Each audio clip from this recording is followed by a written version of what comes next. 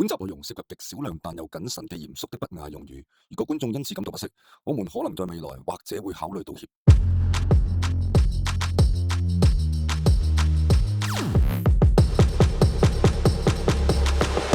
好歡迎嚟到第3集嘅卓越談夏冬 Jack。咁點解會有呢個名呢？咁其實我哋好簡單嘅啫，因為我哋喺張台上面，我哋睇書嘅，同埋睇完書大家傾下偈，所以呢個名就出咗嚟啦。咁首先我哋講翻今集嘅內容，會承接翻我哋頭2集嘅。咁我再講多一次，戴翻個頭盔就係所有節目嘅內容都係圍繞住呢個文化討論同埋學術研究嘅，與現實世界嘅任何事絕對沒有任何華洋瓜葛。咁我哋可以開始啦，夏冬。係啊，再戴多個頭盔啦，就基本上呢，呢啲都係學術討論嚟嘅啫，亦都係電影分享嘅或者電影研究啊。大家各位即係下面唔好亂咁留詩句啊，又或者嗰啲嘢我唔想俾人冚鬥啊，我真係搞唔掂啊。咁所以點都好啦，同埋我同阿 Jack 咧都唔係黑社會，亦都唔自稱係黑社會啊。嗱就係咁樣啊，千祈唔好玩我哋啊。嗱呢啲位咁啊嚟啦。嗱咁各位觀眾啊，歡迎大家翻返嚟我哋卓越談第3集啦，唔經唔覺都拍到第3集啦。而上次呢，我哋就講咗就係黑社會第1集啦，而今次就係會講翻阿賭 Sir 嘅黑社會第2集嘅，咁啊叫黑社會以和為貴。咁就嗱，你問我呢，即係我第一次接觸呢2套戲嘅時候呢，我最中意係第1集嘅，但呢，人大咗，我就發現第2集係深奧更加多，係更加有嗰種韻味，所以就點解我覺得值得分開另一集嚟講嘅呢一套嘢。咁我哋講下第2集嗰個 synopsis 先啦。咁可能有啲朋友、有啲觀眾未睇過嘅，咁我呢2日都再睇翻1、2集，咁都好多啟發，因為重新過咗咁多年再睇翻呢度，睇翻呢一個作品集，我應該叫做咁。希望佢有第3集咧，可以拍嘅話。係啊，但係不過就聽阿賭 Sir 講話，佢拍完要走佬噶咯。咁就希望佢第2度拍啦。睇緣分啦，呢個世界真係睇緣分啦。咁點都好啦。咁你講第2集，我可以俾個開頭先。咁第1集好簡單，即係第1集。個主線簡單啲咧，講阿任達華，即係阿樂少就坐正咗啦，做咗呢個公司嘅 CEO 啦。咁 CEO 當然係有限期啦，咁咪亦都係要2年選1次，亦都有其他股東，即係阿鄧伯啊，所有嗰啲串爆啊，佢哋嗰啲叔父嘅意見先可以坐上個位嘅。好啦，咁但係當你坐上 CEO，係咪一帆風順呢？呢個就係故事嘅開始啦。咁樣呢，第2集呢，其實就講到阿樂少呢，就面臨換屆啦。咁樣呢，呢個龍頭嘅位呢，就開始佢就要去重新再選過啦。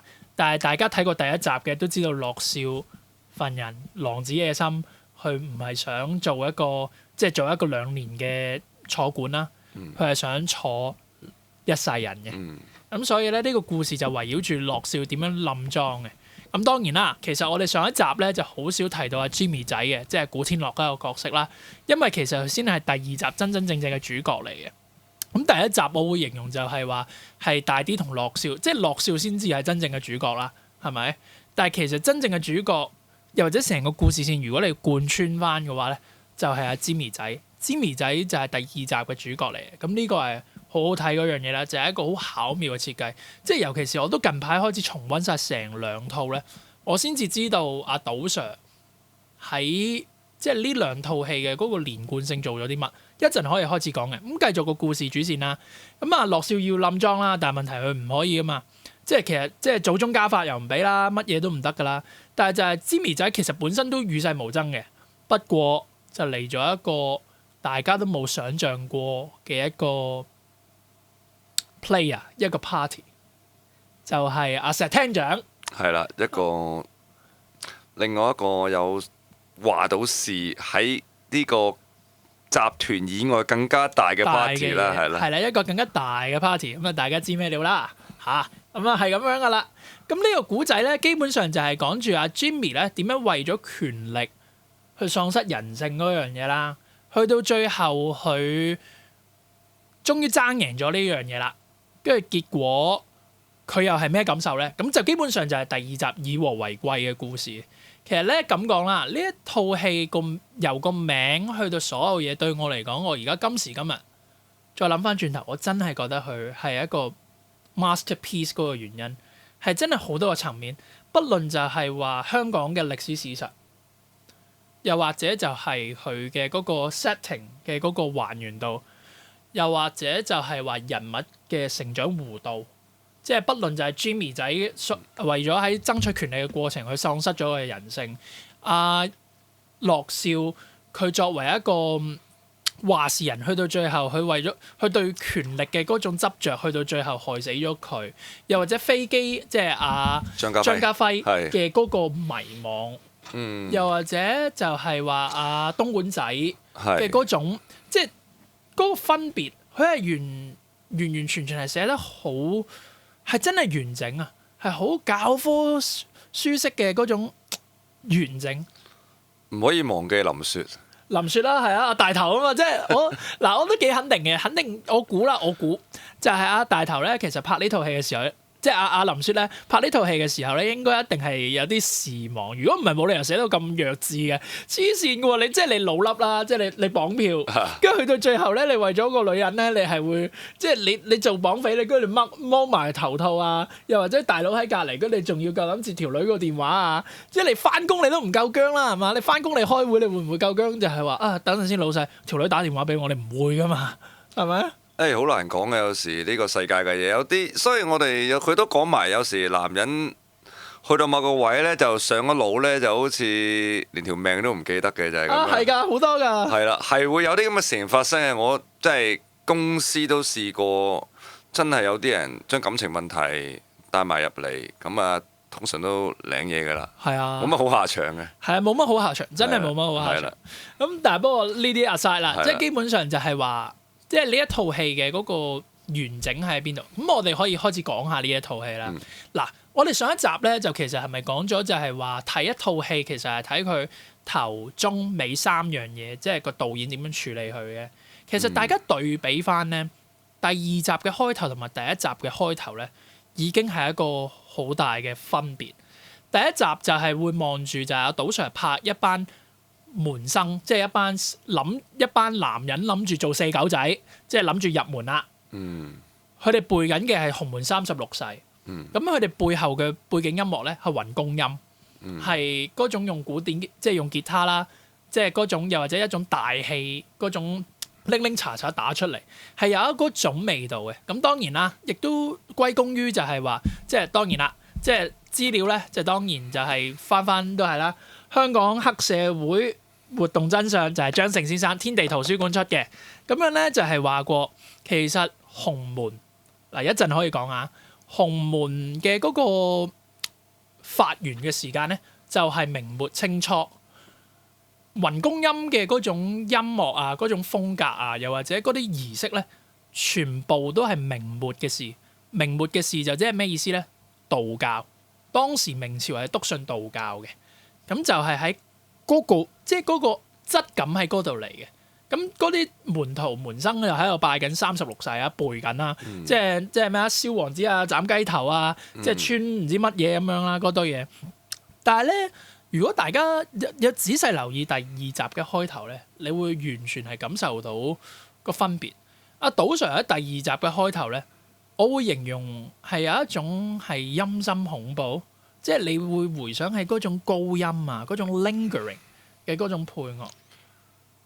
我可以咁樣講，其實第一集嗰個配樂咧，但係第一佢用古典吉他彈嘅，羅大英古典吉他嗰個彈法，但係彈嗰個音階其實有啲中樂啦，我聽到佢唔係完全係西樂嗰隻音階嚟嘅。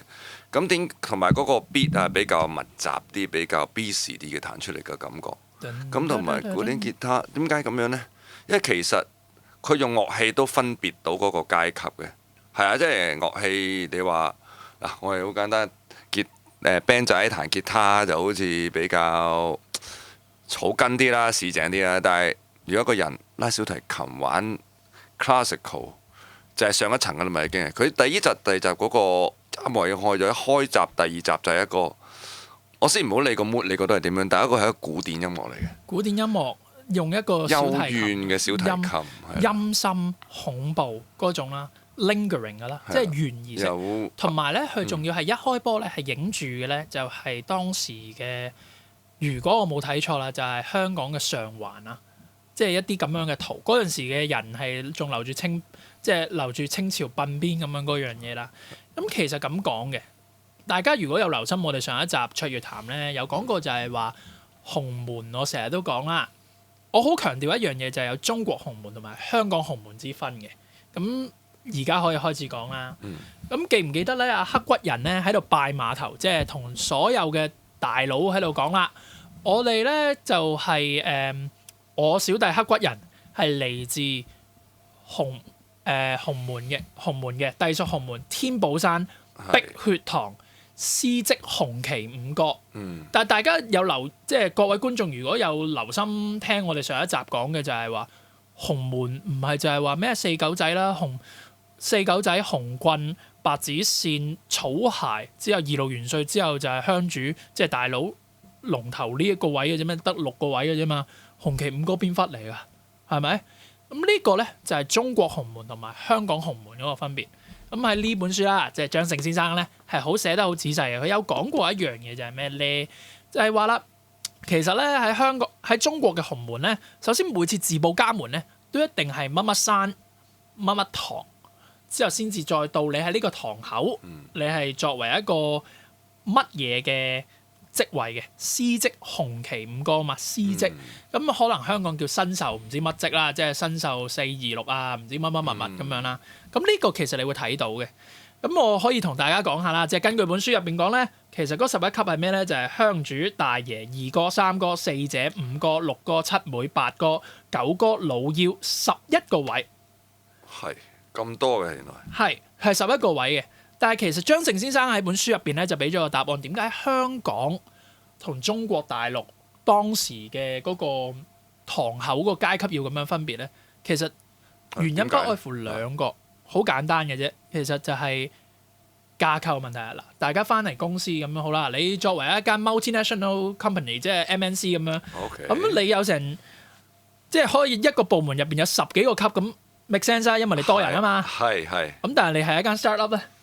startup 你得個老細啦，有你最多請個經理，跟住之後請個 supervisor，跟住下面就幾個做嘢嘅細佬咁樣，就係咁樣嘅啫。咁所以你就會睇到其實即係本身咧香港呢個當時嘅彈丸之地咧，其實就唔需要用到一套咁複雜嘅系統嘅，所以先至會由即係11級啦。變成6級，即係個組織嘅規模細啲，就係 cut 咁啲位啦。係啊，cut 位。係啦，就係 cut 位。就係 cut 位。我唔使請咁多人啦。係啦。即係最主要，我哋請一個上面嘅，下面有人做嘢，中間嗰啲可以 cut 就 cut。係啊，可以 cut 就 cut，因為你唔需要咁多人啊嘛。其實即係 technically。即係加重咗個管理成本，係越多人就。係啊，同埋就係階級啦。階級你越多就越複雜。係。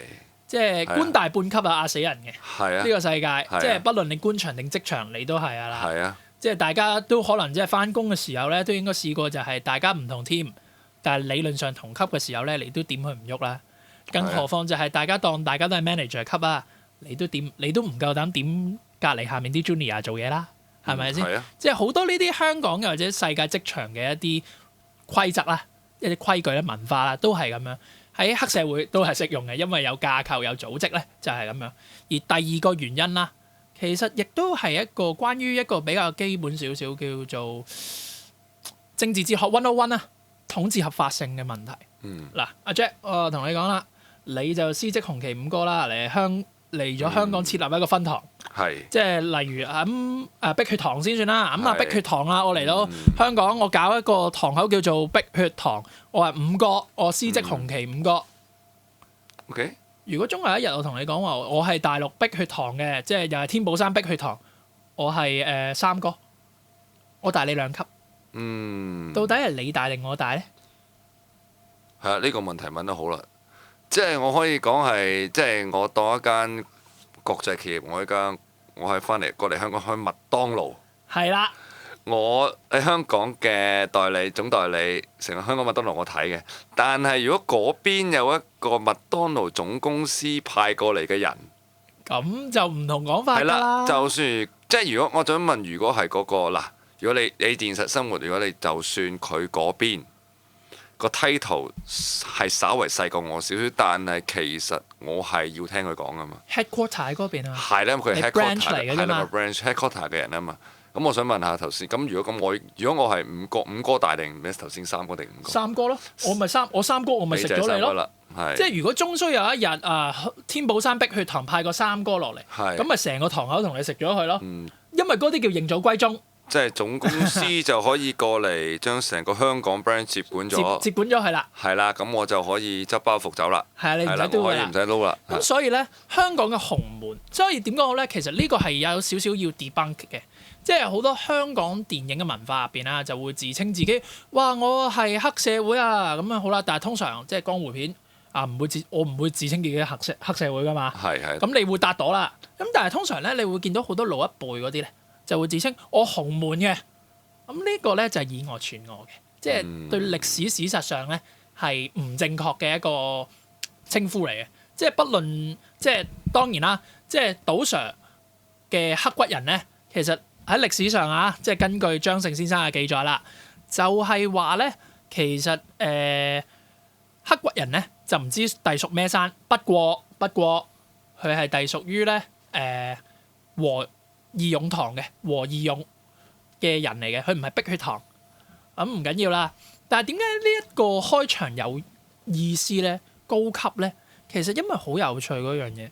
嗱，記得第一集啦，就大家講緊就係話所有嘅門生都喺度背緊36世，但係第二集就係用緊一種好懸疑、好吊詭、好恐怖嘅音樂去望住刻骨人由石廳長高位演員喺度同大家拜緊碼頭。即係喺度自報家門，話我係天寶山碧血堂司職紅旗五哥。我建議大家跟隨洪門嘅規矩，即係大家去傾偈，已經係一個層次分別。即係阿 Jack 頭先講過啦，首先你用小提琴，即係你講過，你就已經係一個高階少少嘅音樂啦 ，kind of。跟住之後咧，亦都想講就係咩咧？嗱，36世咧，就其實咧就係俾啲僆背嘅。係。唉，即係公司入職嗰個章程，個員工守則啊，你做細要睇嘅啫。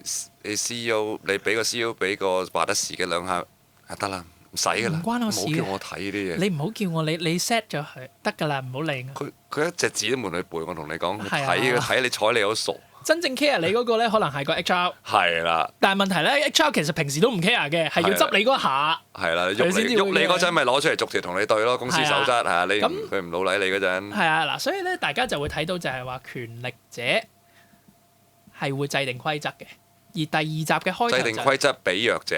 係啦，唔係制定俾自己嘅，記住係呢個規則唔係俾佢嘅，係你嘅。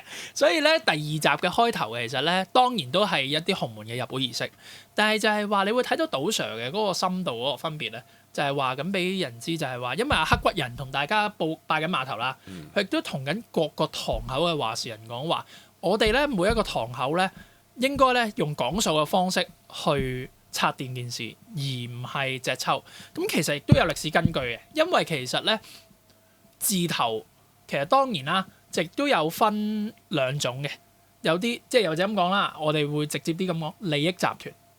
利益集團亦都分好多種，而根據歷史上咧，洪門咧其實係一個反清復明嘅組織，即係大家聽過陳近南咁樣，佢係真係咧係紅花會係嘛？紅花會。